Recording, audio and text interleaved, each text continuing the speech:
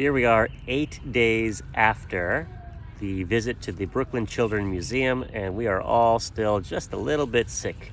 It is very persistent. And Hi, Ava. hi, want to say hi? Hi. Yeah, you see how you still have a runny nose? You know where you got that? From the Brooklyn Children's Museum.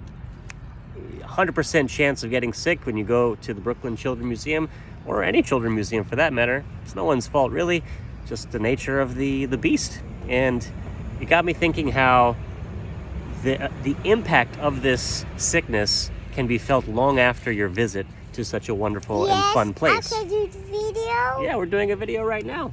And much of the same concept can be said about Excel when you leave your Excel germs around. So that can take the shape of inconsistencies. It could take the shape in the structure of your data being a little bit off. Could be just errors kind of strewn about, which will have an impact long after you leave or you send that spreadsheet over to someone else. Don't be that person.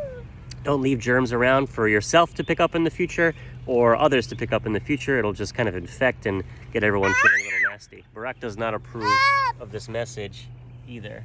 Yeah.